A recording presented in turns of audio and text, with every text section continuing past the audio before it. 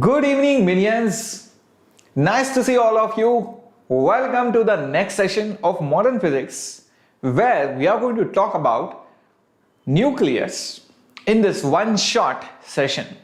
You're going to learn everything that is needed to crack the JEE examination in this one-shot session. Look at how the nucleus is inside an atom. Looks so lovely. And if you thought that the nucleus is very stable and it does not move, well, you are a little bit wrong.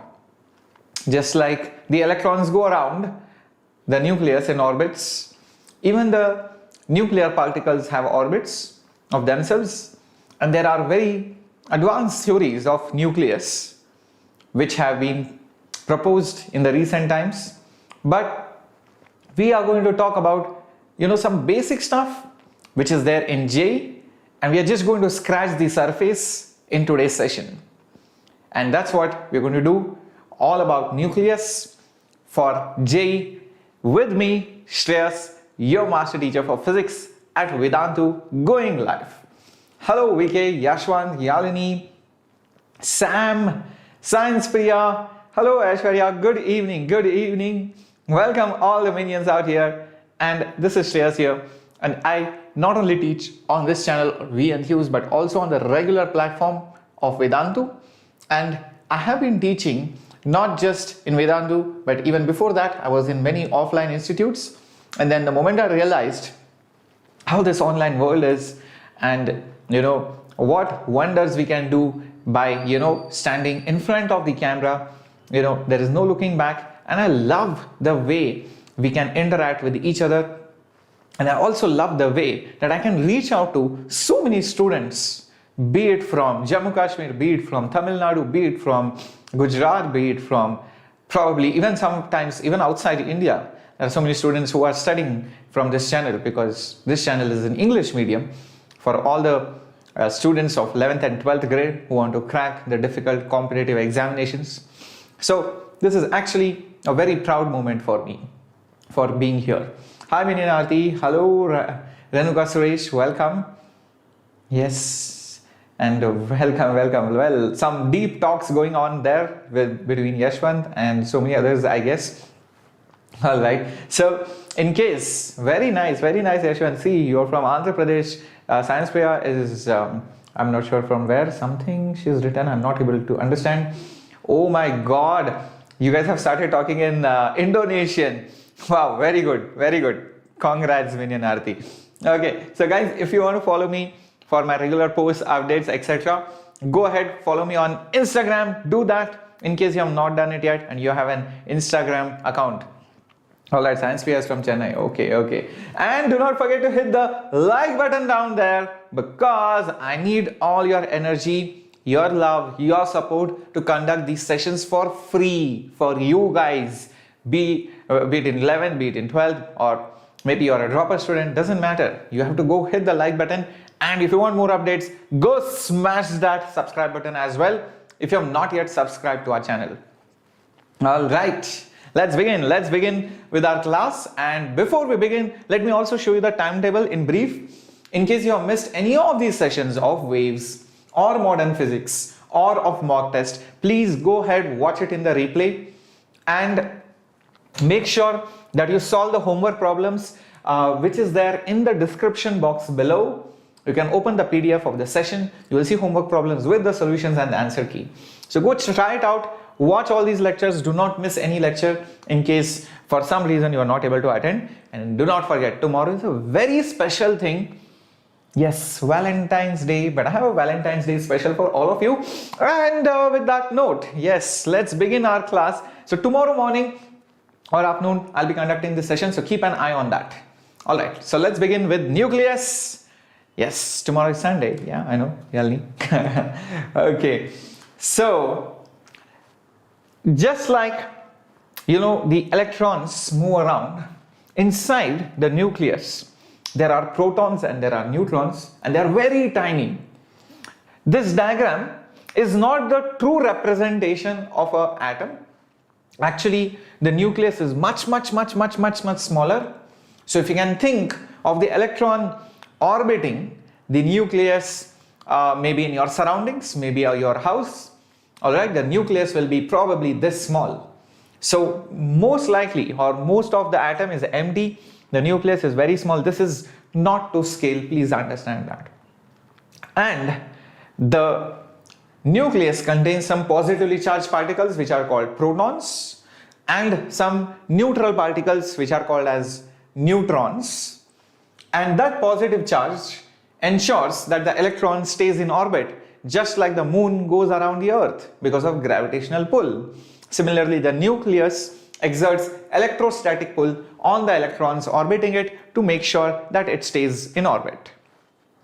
Now, have you ever wondered that why do these protons not repel each other and go away from each other? Because two positive charges, three positive charges together, obviously it's very unstable. So they do not like each other. Alright, hello Ankit, welcome, join in. So there must be something else apart from the electrostatic force that must be acting on it. And do you guys know what it is? Yes, Minarthi, it will be life. Yes, it will be life. Yeah. So what is it that holds them together? And what are the neutral particles doing there anyway? Yes, like enemies, correct. Nuclear force, yes, correcto. And that's what we're going to talk about. Before that, let's see some important properties about protons and neutrons. Very, very important. Note it down. Hello, Adarsh Nalgula. Welcome. First one, mass of a neutron. Keep this in mind, guys. Very, very important. Mass of a neutron, 1.67. No need to remember so many decimals. 1.674 or 675.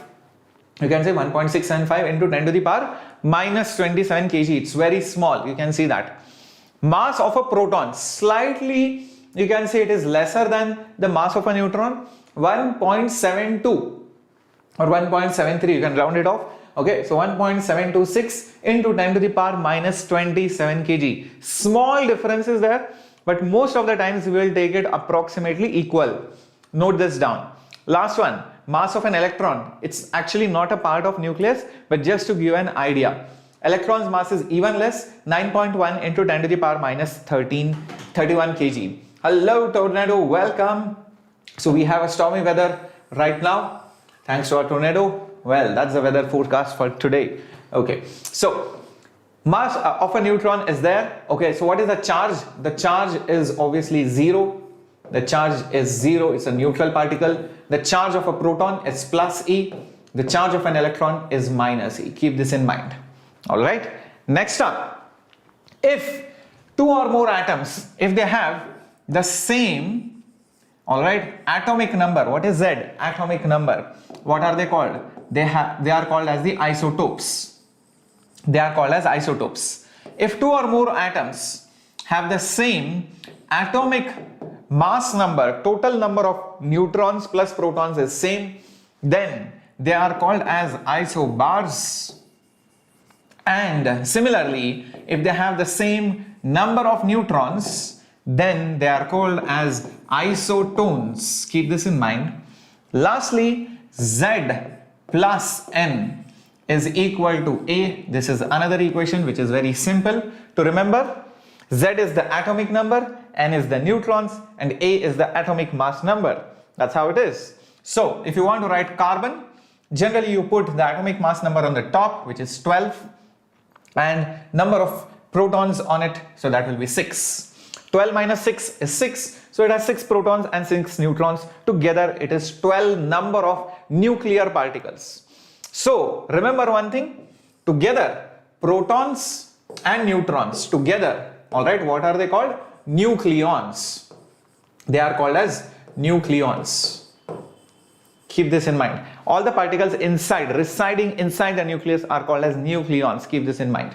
Okay, so we have learned a lot about this. I hope you have made notes, all the minions. So neutrons and protons together are called nucleons, and Z is atomic number plus neutron number is atomic mass number.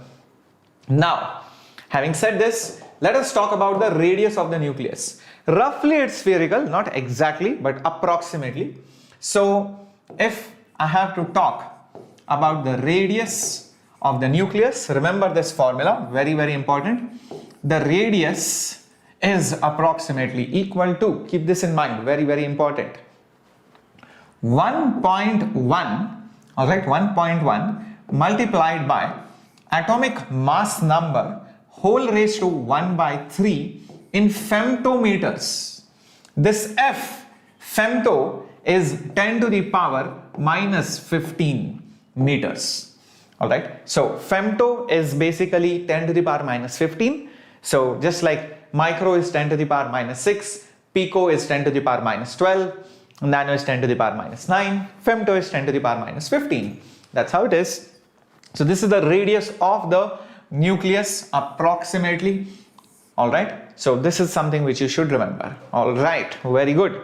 So let's start doing some problems, but before that, some more theory points. Oops, one sec. Yeah, okay.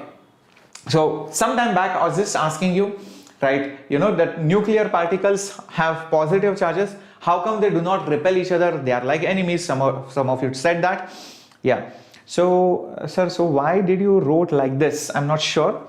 What do you mean by that, Ankit? Like the symbol? You mean the carbon or something else?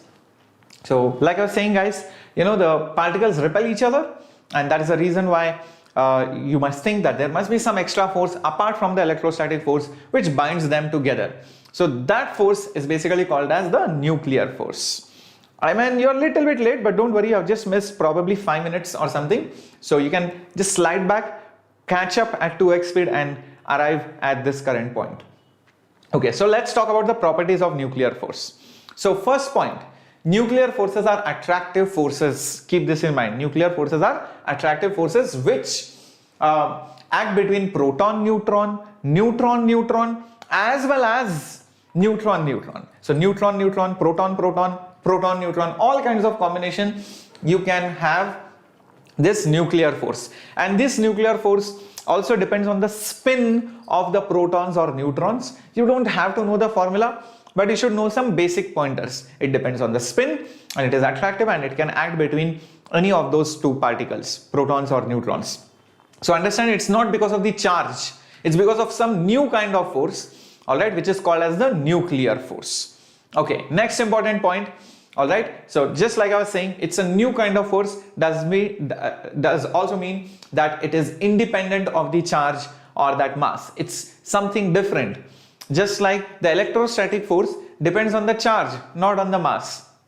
Similarly, nuclear force depends on some other things like the spin and those distances and all that, but not on the charge or the mass of the particle. Okay. Similarly, this nuclear force is the most strongest force in the universe. Yes, in the universe it's the strongest force, but for a very small distance inside the nucleus. So the range is typically of the order of femtometers. Understand that they are very, very short range forces. You cannot expect the nuclear force to act from probably from India and Africa. No, it is not going to act. So it's a very short range force. Long range forces are gravitational forces. They act for a very long range, but they are weak or comparative to the nuclear forces. All right, so I hope you have noted down all these pointers. Very, very important pointers. And don't worry, this will be also there in your session PDF, which is going to be provided to you in the Telegram group, and you can join the Telegram group from the link provided in the description box below. Okay, now let's go ahead and talk about something very interesting, and this is the main part of the chapter as well, which is called as the mass defect. Now this is a very interesting thing. Now it looks unrealistic, but let me tell you, this is true. So if somebody weighs helium nucleus, what does helium nucleus contain? 2 protons, 2 neutrons, correct?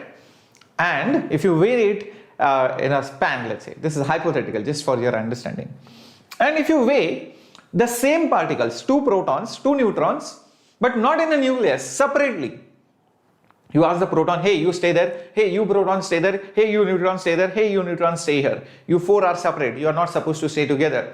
Just like the teacher in your class will ask you, hey, you are not supposed to stay together because you guys talk a lot or you are very mischievous. So when you separate them, their mass is more, but when they are together, their mass is less. That's very interesting. How is this possible? That means there is some mass which is going off. There is some loss in that mass. And is this true only for helium? No. In fact, all the nuclei, doesn't matter, carbon, boron, aluminium, tin, doesn't matter. If you separate out all the protons and neutrons and weigh them, they will weigh more, but when you put it inside the nucleus, they weigh less. So this is called as the mass defect. So the loss in mass, and understand the mass of the particles separately, alright, separately is always more than the mass inside the nucleus. Very, very important. So that destroyed mass goes in the form of energy. Yes. So there is a principle which says energy is conserved. Actually, the modified statement is energy plus mass equivalent is conserved. So that mass goes away, but it is converted into energy. And believe me, think about it. If you have 4 separate particles, they weigh more, right? When you combine them to form a nucleus, they weigh less. So that loss is converted into energy. So if you give back that energy to the helium nucleus, again that mass is retrieved back, and you will see all those 4 particles back separately with those original masses. So it works both ways. Hello Arjun.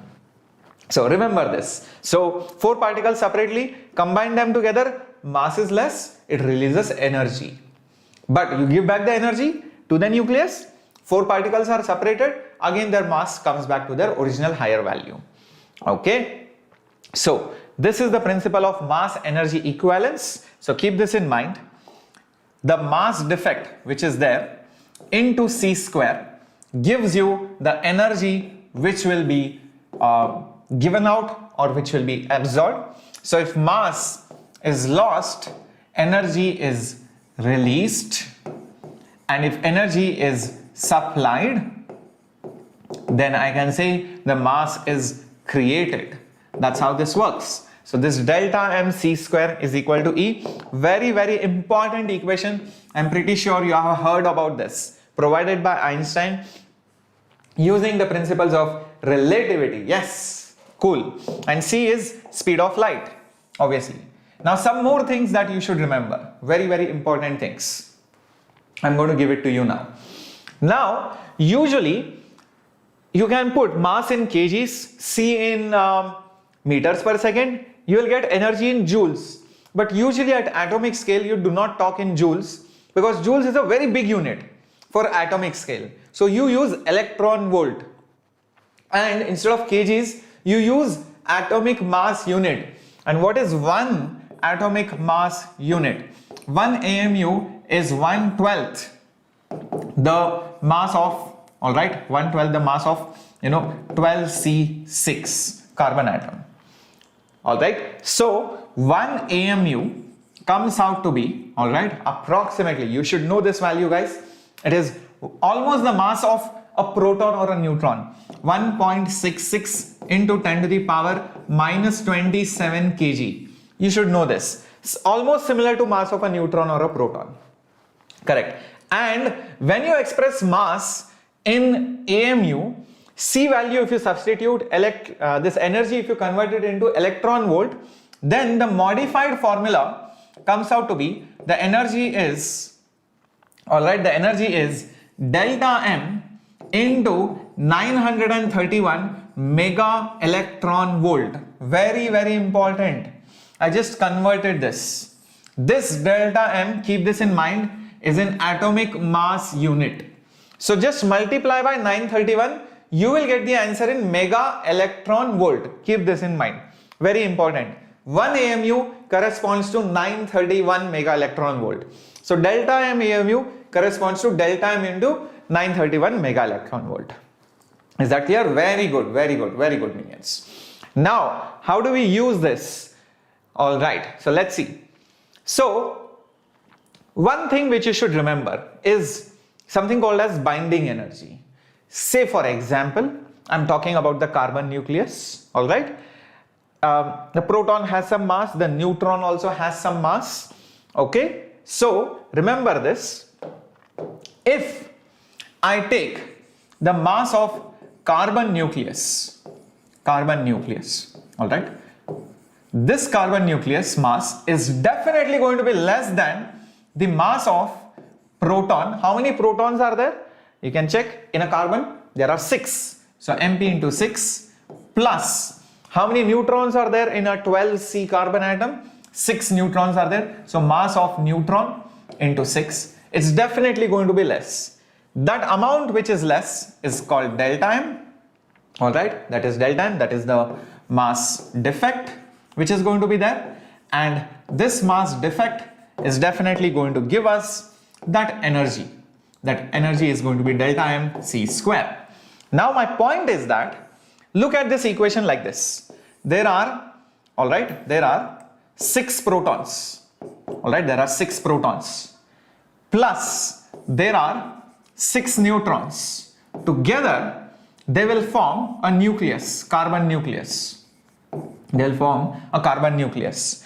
But since some mass is lost during this process, there must be some energy which is released. And that energy is over here. This is how you write down the equation. This is how you write down the equation. And this is the energy which has been released. Keep this in mind. This energy which is released in this equation.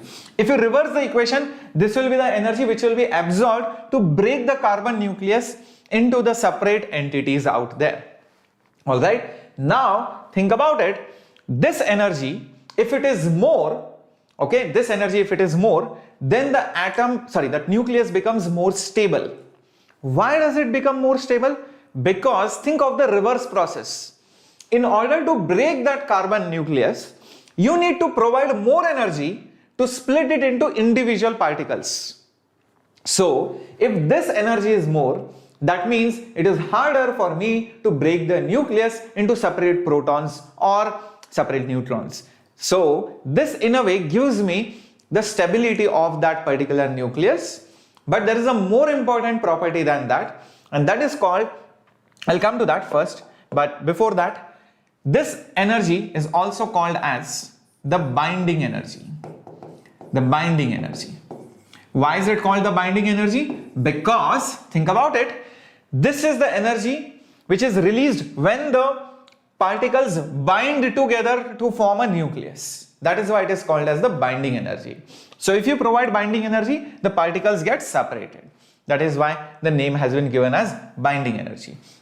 Now, if you divide this binding energy upon total nucleons present, total particles present inside the nucleus. So binding energy is delta M C square upon total number of nucleons present is A, that is Z plus N, neutrons plus protons.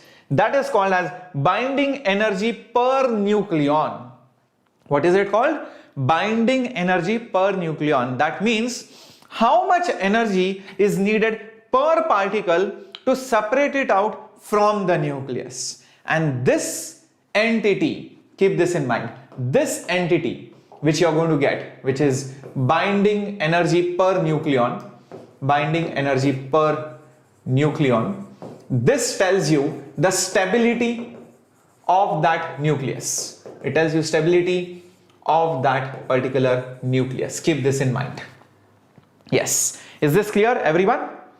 Are all the minions understanding it? So more the energy per particle, more stable that particular particle is inside the nucleus. So the stability of an nucleus is, or it's understood by binding energy per nucleon. Keep this in mind. Very good. Okay. Now there is a very interesting graph which you should know, and that is binding energy per nucleon versus different atoms. For different atoms, aluminium, carbon, whatever, iron, tungsten, etc. What is the binding energy per nucleon? And when that graph is plotted experimentally, it is very, very interesting because that graph looks somewhat like this. Look at that. For hydrogen, it's very less binding energy per nucleon in mega electron volt. versus atomic mass number. So for hydrogen it's very less.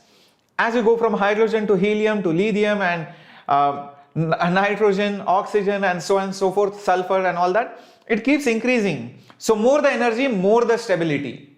Remember, more the energy, more the stability. Keep this in mind. It peaks somewhere over here near iron and all that. Somewhere here, iron, lead and all that. It will be maximum and again it starts decreasing. So guys, think about this graph and tell me where would or which nucleus is the most preferred nucleus? Somewhere around iron. If you are somewhere around the iron nucleus, then understand you are very stable. So imagine what would, let's say SN is tungsten or maybe uranium nucleus. If an uranium nucleus looks at an iron nucleus, what will its desire be? What will it feel looking at, yes Aishwarya, you are supposed to remember the rough nature of the graph and where does it become maximum. And it increases rapidly here and it increases slowly, decreases slowly there. Just that's all. So if an uranium nucleus looks at an iron nucleus, it will be like, why the hell am I so heavy? I need to join a weight loss program, isn't it? So how will it lose weight? It will exercise, it will split and it will split, yes, it will disintegrate and it would love to form this particular nucleus. So that is basically splitting. That splitting is called as fission. Look at that. So through fission process, it will become more stable. Is that clear? Yes. Yes, correct. Similarly, understand if you talk about these nuclei, lithium, helium or hydrogen, when they look at iron or tin nucleus, then understand what will happen. They will feel that, oh, I want to become heavy. They are very lean or they are very thin particles, very lightweight. They would want to combine together to form iron or lead type of nucleus. I hope that is clear. Is that understood? Yes. So that will be gaining weight wala process and they will gain weight through fusion. They will merge and they will become heavy. So that's how this happens. So that's why you should remember this graph. This has been asked, by the way, in different ways in JEE examination and BITSAT. Okay, let's start with some questions, guys. Here is your first question. Yes, Gautam. Yes, definitely. It will be enough for the mains because we are keeping in mind whatever you require for mains, exactly precisely those pointers we are giving. Not just that, understand that we are also providing you PYQs, Gautam. Okay. Is the hydrogen the least stable nucleus? Well, you can say so by looking at the graph, Yashwant. Yes. Think about this. The ratio of the mass of the density of the nuclei of this carbon and this, I think this is calcium. All right. And this oxygen nuclei, who has, bigger mass density, lesser mass density? Come on, think about it. All the options are given. Okay, think. Many of you are saying A. Yes, let's see what the correct answer should be. Well, the best way to solve this problem is find the density. What is density? Mass of the nucleus upon the volume. Now, what is the mass of the nucleus? Mass of each particle into number of particles, which is A, correct? And what is the volume? 4 by 3 pi radius cube. 3 goes on the top, so it will become 3m by 4 pi. A comes over here. And what is the radius proportional to? Isn't it some constant into a raised to 1 by 3? I just gave you some formula. 1.1 into a raised to 1 by 3. I just told you, but this is whole cube. So what will it turn out to be? 3m divided by that constant cube will come. So 4 pi c cube. That a and a will get cancelled. Now what is this number? This number itself is a constant. What does it mean? The densities of all the nuclei are roughly the same. Hence the answer should be A, which is 1:1:1. Correct. Very good. Keep this in mind. All right, let's get going to the next question. So that's the answer. This was asked, by the way, in 2019. Next question coming up from 2018. An unstable nucleus at rest breaks into two nuclei which move away with speeds in the ratio of 8:27. What is the ratio of the radii of the nuclei assumed to be spherical? How much is the radius? Let's see. Okay, 8:27, 2:3, 3:2, 4:9. Let's do this. Okay, so imagine this was a nucleus. It splits into two parts. Guys, first of all, understand that in this process of splitting, whatever forces, that dhamaka which is going to happen is an internal force. So can you not say momentum is conserved?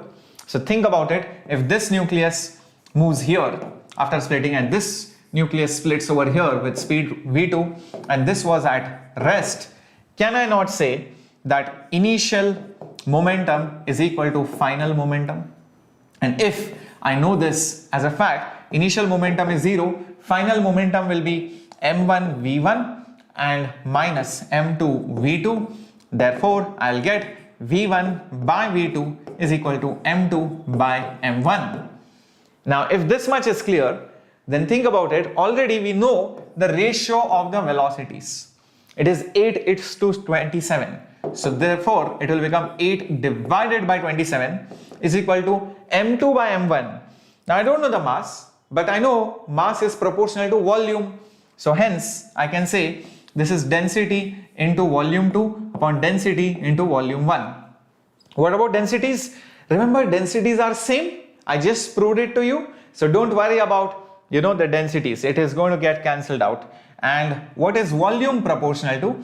Volume is proportional to radius's cube. So it will become R2 cube divided by R1 cube. That will be 8 by 27. So now what will be R2 divided by R1 equal to? This will be equal to cube root of 8 by 27.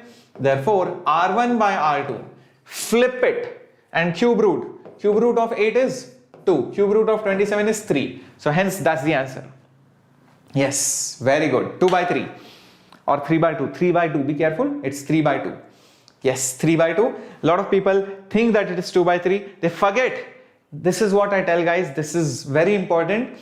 If you would have found this out and let's say this came out to be 2 by 3 and you see in the option there is 2 by 3, you will mark it. Do not forget that you have to find the proper ratio, not whatever you get. So the original ratio will be 3:2. Yes, be careful, be careful. Yes, no problem Mahathir Ali, no problem. Happens. Yes, VK, reciprocal. And this is also an interesting problem. Let's see how to do this. Asked last year only in 2020. Let's see how to do this. Find the binding energy per nuclear particle, that is nucleon, for 120 SN50. Mass of the proton is given to be this, atomic mass unit, that is. Mass of neutron is this, and mass of the tin nucleus is this. Take one atomic unit will be equivalent to 931 mega electron volt. Let's see how to do this. Okay, the options are given. Don't worry about the options. Anyways, we have to calculate the value. So we'll have to start from the basics. So first, think about it. In order to calculate the binding energy per nucleon, I need to first figure out what is the binding energy. And to find binding energy, what do I need? Mass defect. So how do I find mass defect? Difference of the masses. Yes. So let's see how to find the mass defect. Guys, the mass of the nuclear particles, so mass defect will be mass of proton into number of protons, alright? So number of protons plus mass of neutron into number of neutrons, this entire thing, minus the mass of the nucleus, as a whole. So what is the mass of proton? The mass of proton is given 1.00783 into number of protons, well, that is 50, plus mass of neutrons, that is also given 1.00867 into number of neutrons. 120 minus 50 is 70. Okay, this entire thing minus the mass of the nucleus. How much is it? 119.902199. This is what I'm going to get. I hope this is clear. Yes, this is what you're going to get, and that comes out close to, yes, what I have worked out. I'll just tell you, It comes out to be 1.09 something like that, 1.0962 and all that, okay, approximately. So that much AMU, that is delta M. Now the only step is, what is the binding energy per nucleon? Binding energy per nucleon. So that will be this atomic mass unit, atomic mass number, which is 1.096201, okay, into, remember, for 1 AMU there is 931 mega electron volt. So for this much AMU, it will be into 931 mega electron volt divided by how many number of particles are there? Count. How many number of particles are there? Yes, 120 guys. 120 particles are there inside the nucleus, and that should give you approximately the answer. And check it out, if it is around 8.5. Yes, 8.5 mega electron volt per nucleon. Very, very important. Yes, this is how you do the calculation. So understand how to do the calculation. That's all. You can do the calculation on your own in your free time, but I am here to show you the method of how to do these calculations. Alright, so these are asked in the examination. If you get such a question in the examination, do not leave it, because for sure you are going to guaranteedly get those marks rather than trying a difficult question. So I would prefer a calculative question rather than a tough question, because I know this conceptually is simple. I just have to follow the method and do some basic calculations. I'll definitely do that. Cool. Thank you, Sanjeevani Mohanty. Thank you so much. Thank you so much. Yes, let's get going. I'm glad to have students like you who not just love these lectures but also attend. And thank you for, because of all of your support, we are growing, and you know, that's why I have that motivation to come over here. If it was not for your love and support, guys, trust me, I would never be here. Now, if you are facing issues like probably you want somebody for doubt solving, for all the 12th standard and the dropper students, listen in. I have made a plan. In fact, we have made a plan for all of you. So if you want somebody for your doubts to be solved, or guys, let's say for example, you have a lot of portions, maybe 11th and 12th portions left, which is still not done. You want somebody to probably make it from medium to high, or maybe you're below average and you want to go above average, all right, because you want to brush upon all these topics, or maybe you know, you do not know how to actually cover these topics because there is limited time left and you do not know which one is important, what should be the correct sequence, can I relate these chapters and study it more efficiently, and somehow what if I tell you we have a plan which will also help you for your boards examination, be it CBSE or state boards, and all of this combined together with test series, 20 mock tests which are going to cover in depth all the chapters, all kinds of questions which you can think of or which are most expected for the next JEE examination. What if they are there in 20 mock tests with discussions? And also, what if you're going to get doubt solving right from morning till night? Somebody who is an expert in that subject gives you clarity, who answers all your queries, be it from any book. Imagine this is like a genie for all of you. And imagine you have the best master teachers in your country. You don't have to travel anywhere. You don't have to shift cities to get a good teacher. You can sit at home and learn and choose your own flexible plan. Imagine that's like a boon for all of you. You can save so much of time. You can be safe at home, and also you can cover all the topics in that efficiently in that limited time you have, because the only thing that is going to be your enemy right now is time, and that's why you need something like a crash course. Now the usual price of the crash course is 10,000 rupees. Now you can see the link in the description box below. You can open it up in a separate tab. This crash course starts every Monday. Now usual price is 10,000 and usual discount we give you is 20%. But today we are going to give you a discount of 30%, and that is a limited time Valentine Day offer. So guys, go use that offer. 30% off from 10,000, that makes it 7,000 rupees, which is very reasonable. and you will get this offer only if you use this coupon code SHCC. So do not forget to use that coupon code in case you want to get that 30% off.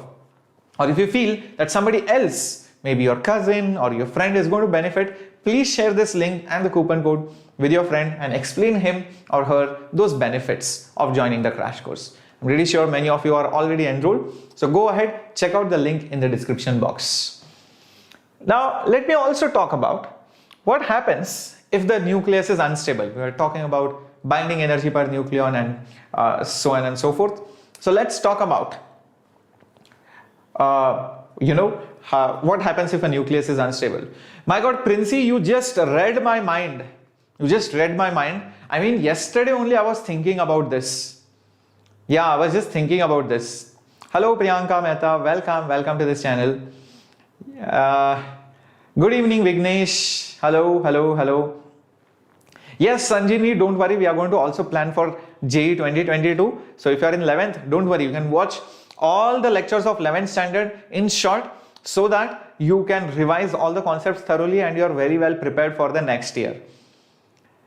So, Sai Nandan, there is a very special lecture I have arranged for you and people like you on Monday, semiconductors and communication systems. So I'll tell you the important pointers and formulas and make you practice PYQ, so you'll get some idea.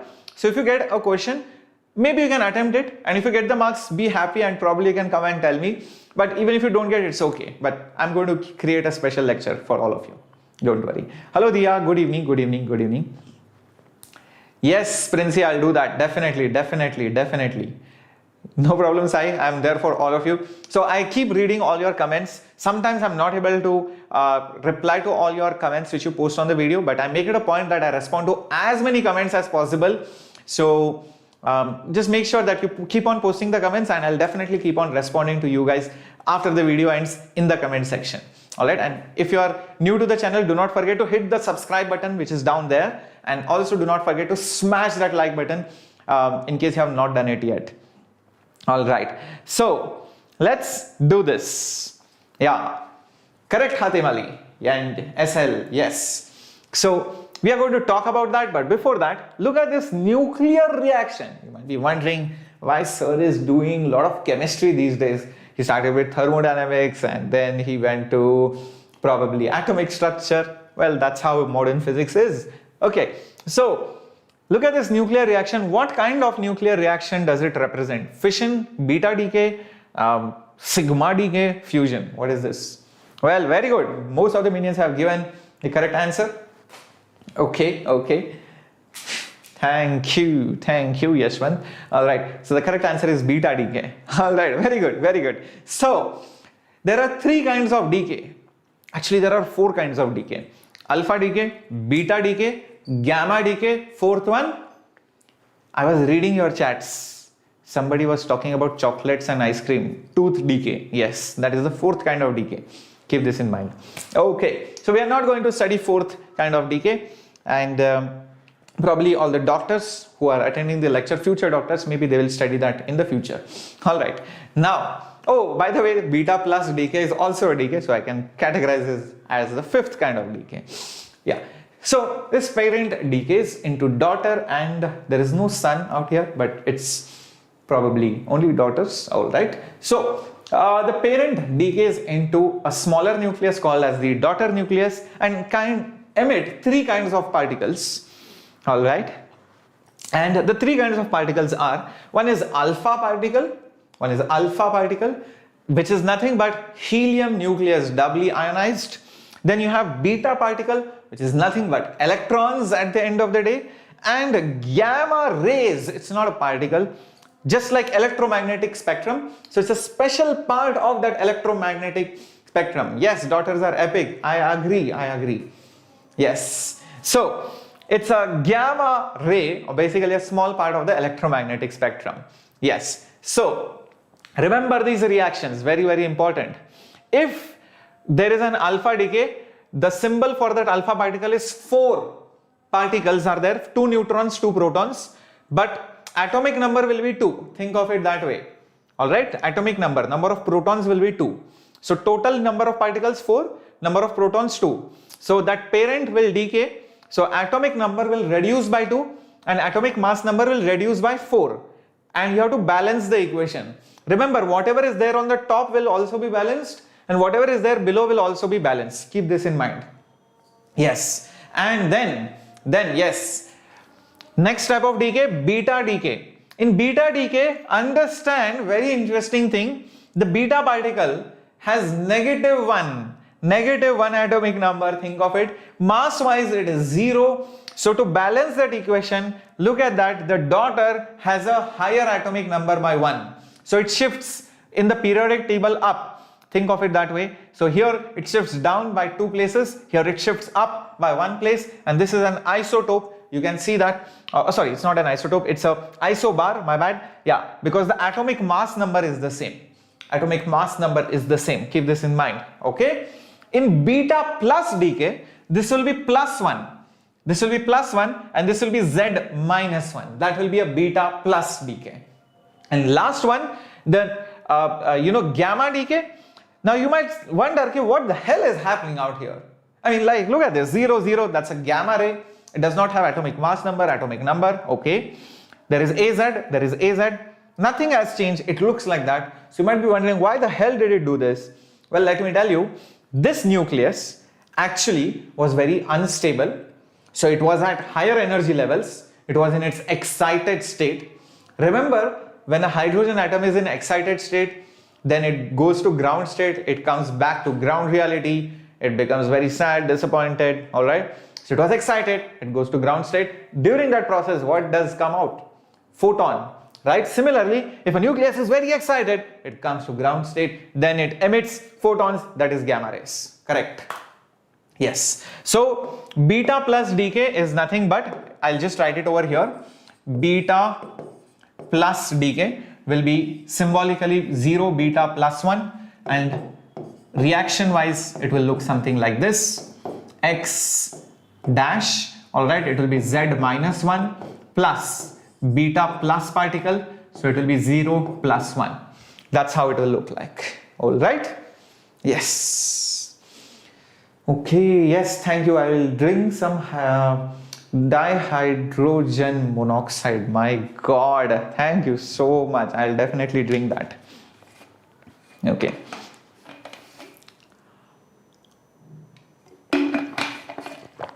Okay. So, having said that, very important properties, very important. Every property should be there in your head. Not even one property you can miss. Alpha rays, beta rays, gamma rays. What are they? I already told you. Doubly ionized, helium nucleus. Beta rays are nothing but electrons.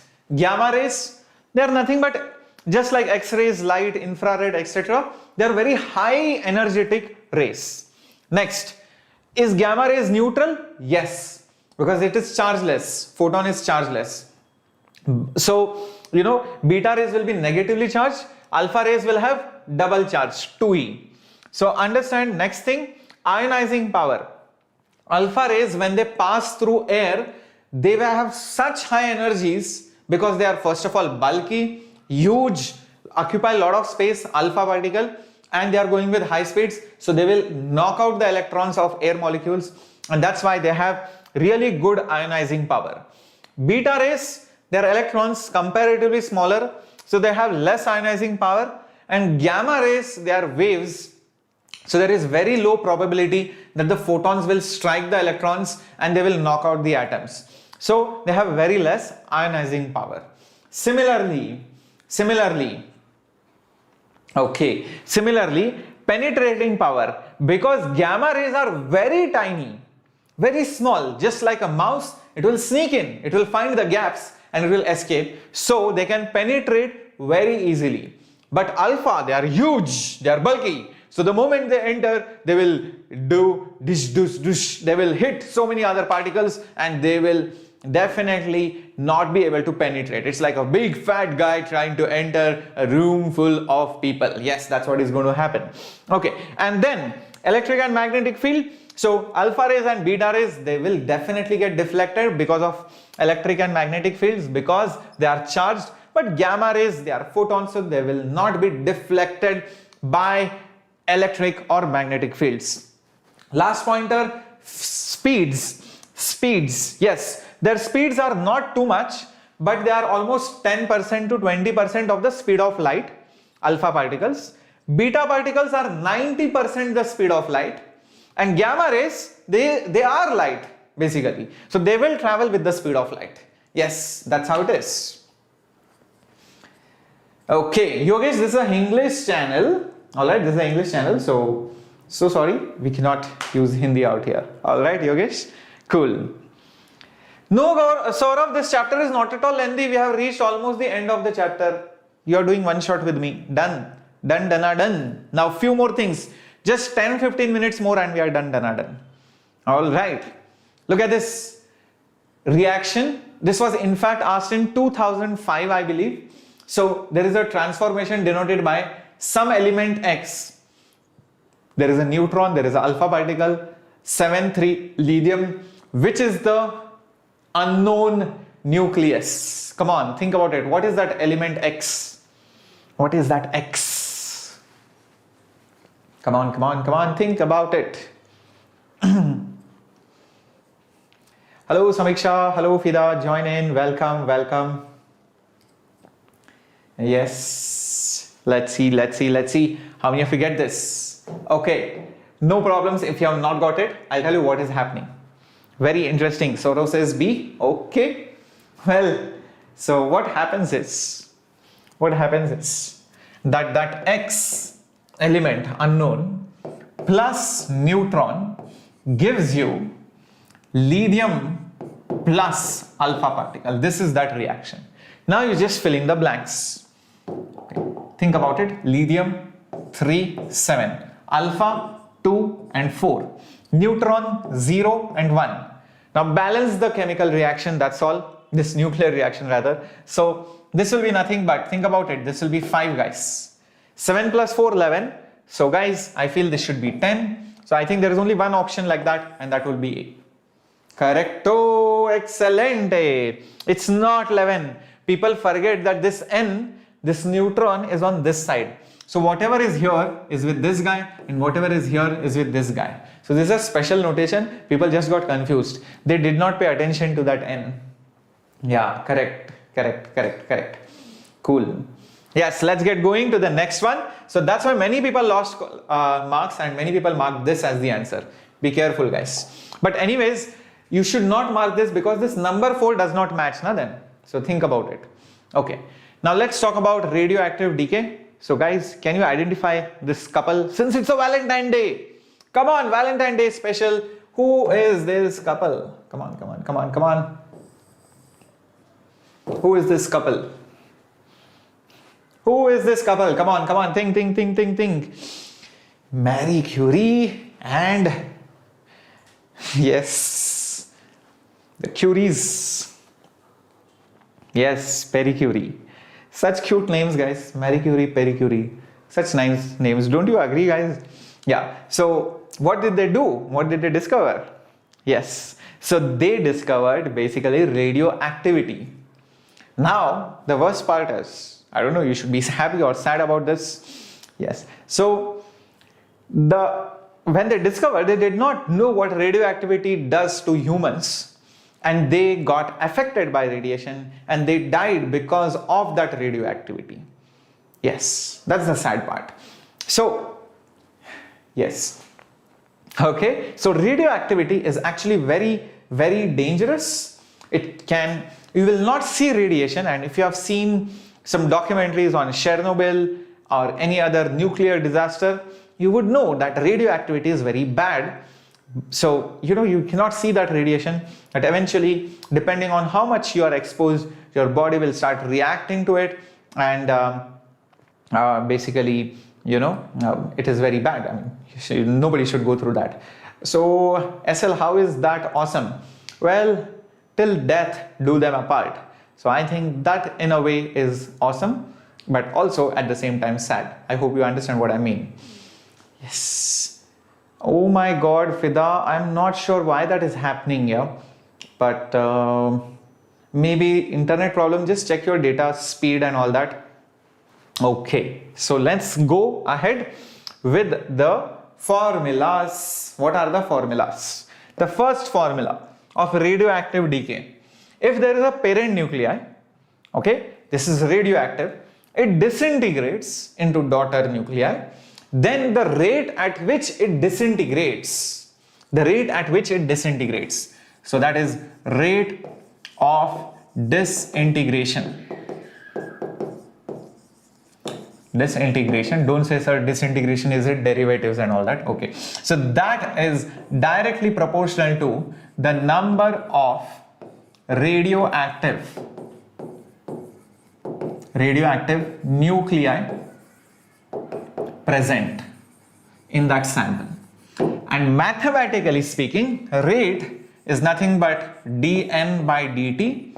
What is N? The number of nuclei present is directly proportional to the number of radioactive nuclei present. So I can replace that proportionality with equal to, and because it is disintegration, it is decaying, rate of decaying, so I'll put a minus sign and I'll put a constant. So this is very important law. This is called as the law of radioactivity. What is this lambda? This is called as the decay constant. Decay constant. Now what does it depend on? It only depends on the element, or basically that nucleus. Yes, nucleus. Yes, it only depends on the nucleus. What does it not depend on? It does not depend on, all right, it doesn't depend on pressure, temperature, and other external factors. Very, very important, because even if you increase the pressure, the electrons might get affected. This radioactivity happens inside the nucleus. So it will never get to know what is happening outside, because it is present in a very small volume, and whatever happens there is only because of those forces inside that nucleus, not because of any other external factors. Keep this in mind. And when you integrate actually and solve this equation, you can get number of molecules present at any instant, and that will be n naught e to the power minus lambda t. This is also another important equation. If you are wondering what this n naught is, that is the initial number. Yes, it is the initial number of nuclei. Keep this in mind. Okay, very, very important stuff. All these formulas are very important. Very good, very good, very good. Now the last few formulas, believe me, okay, if you have written down all these things, yes. The next formula is, the half-life. Yes, the half-life. The amount of time it takes to reduce to half is called as the half-life. So half-life, all right, half-life formula, T half is ln2, log of 2 to the base e. All right, so in case you are not familiar with that symbol, this is log of 2 to the base e, all right, divided by lambda. This is another important formula which you should remember. Half-life, time to reduce to half the initial amount, that is called as the half-life. And the average life, because each parent will decay after some time. So if you take the average life of all the sample nuclei, so that is basically your average life.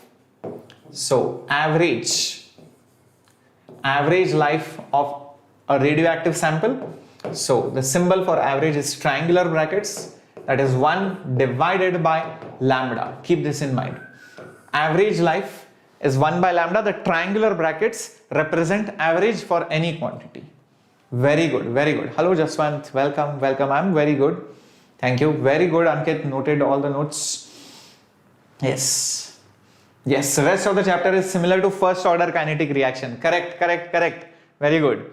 if you have realized it. Now, if you have noted down all these things, very important, the graph, it looks like this. Initially, there is lot of molecules, N0 molecules, it slowly decays, but as and when the sample reduces, the rate of decay will also slow down. You can see that because the number of molecules becomes less, so the rate at which it disintegrates will also slow down. So that's why the graph is exponentially decaying. Looks like discharging of a capacitor. Does this remind you of discharging of a capacitor? Exactly like this. So this is for half, for the sample to become half, it takes t half time. Half of that, it will take 2 times the half-life. Half of that, it will take 3 times the half-life, and so on and so forth. Well, Jaswant, I wish Tamil Terila, so I hardly know much of Tamil. Alright. So, guys, another important thing is the activity. Activity of a sample. Very, very important. The activity A of a sample is basically dN by dt. That's all. So dN by dt is called activity, which is nothing but minus lambda n. So remember this as well. How many molecules or how many nuclei are disintegrating per unit time? Disintegrations per second is the activity of a sample.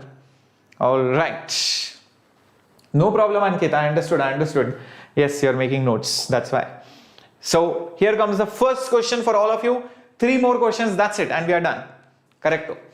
If N0 is the original mass of the substance of half-life period T half is 5 years. So there is a half-life of a substance which is 5 years. The amount of that substance left after 15 years is how much? Hello Sonia Pur, welcome to this channel. And all the new members out here, I hope you are already subscribing to our channel so that you do not miss. And remember, tomorrow is a very special episode, Valentine's Day special with me. Yes. Okay. So let's see how to solve this question, guys. It's very simple actually. You can solve it orally.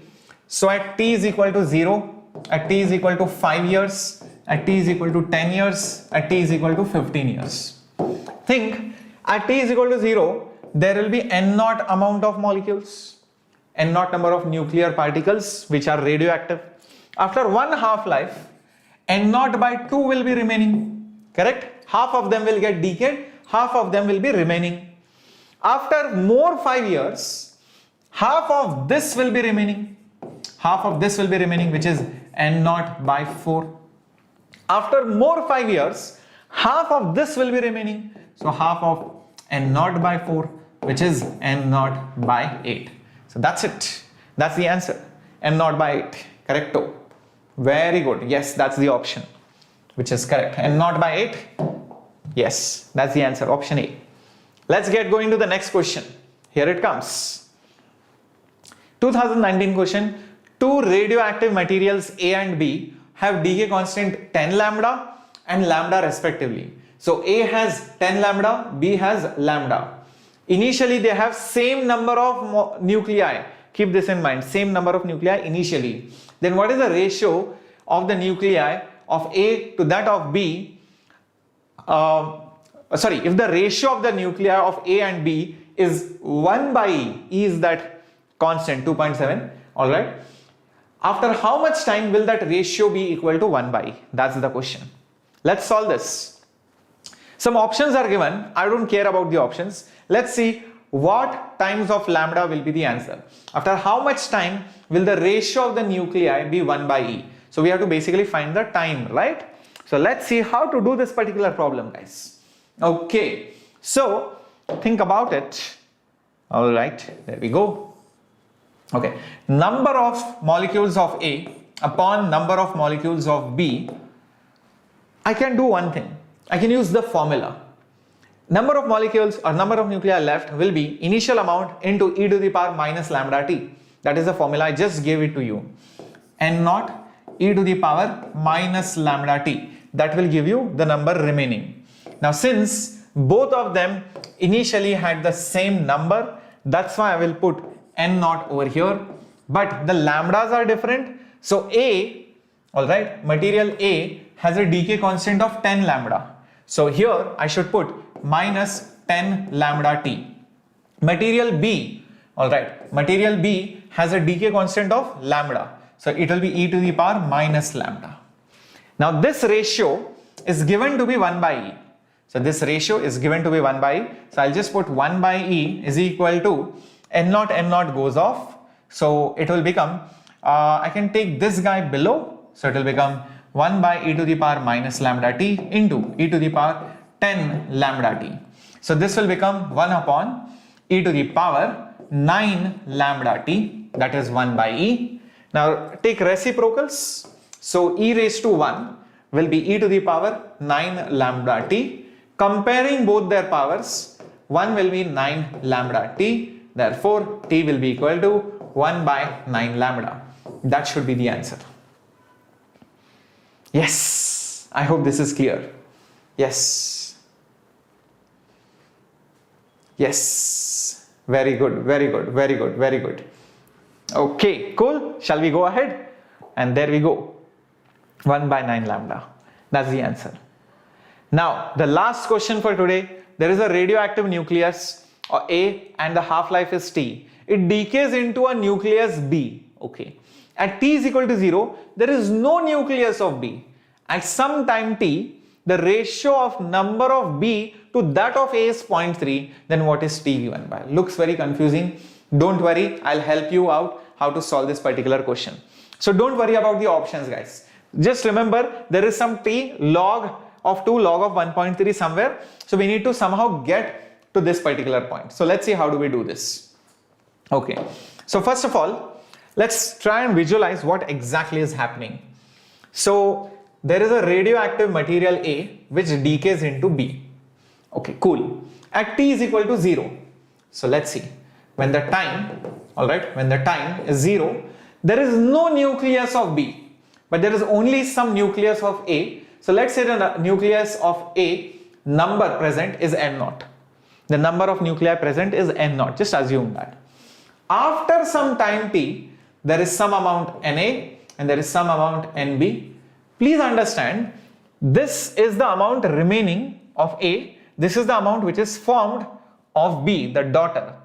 Don't you see from this particular diagram that N0 should be equal to Na plus Nb?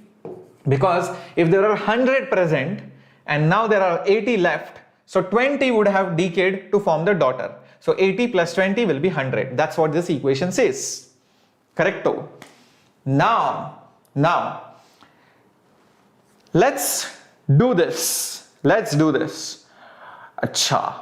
The ratio of the number of B to that of A is given to be 0.3. Acha, the ratio of B to that of A is 0.3. Acha, let's do this. NB divided by NA is equal to 0.3. Acha. Now, what is the value of the time given by? Okay, I got an idea. I know Na plus Nb is N0, so I know what to do. I can use componendo. Use the property of componendo. Let's do this. If this is 0.3 is to 1, let's use the property of componendo. So it will become Nb plus Na divided by Na is equal to 0.3 plus 1 divided by 1. Now what is Nb plus Na? It is N0. So N0 divided by Na is equal to 1.3 divided by 1. Okay, cool. Now what? Now what to do? Well, I think I can use my radioactivity equation and probably that will help me. Remember, the number of nuclei left, which is Na, will be original number e to the power minus lambda t. This is the radioactivity equation. Left is equal to original e raised to minus lambda t. Isn't that correct? Now think about it. What is Na? Oh well, from here I get it. Na is nothing but N0 divided by 1.3. So why not use it over here? Let's use it.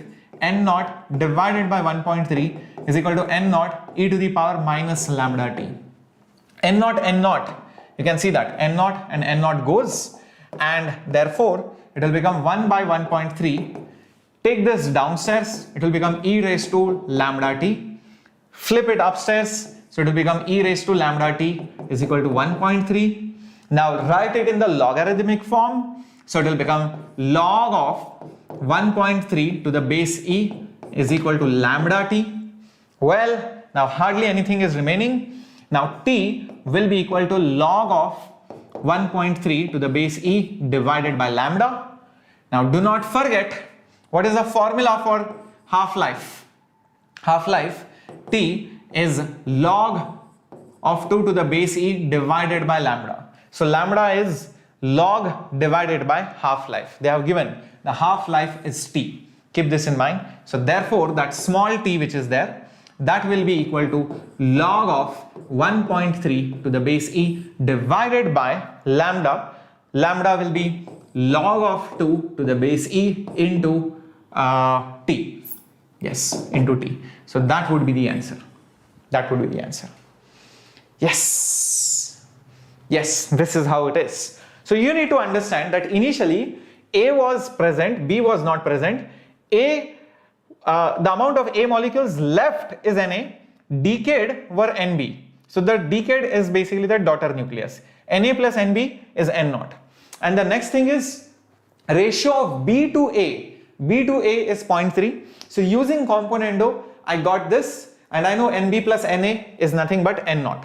So I got N0 by Na is 1.3 and Na is nothing but N0 divided by 1.3. Last steps were using the decay constant or decay equation and just use of some mathematics and logarithms. That's all. Cool?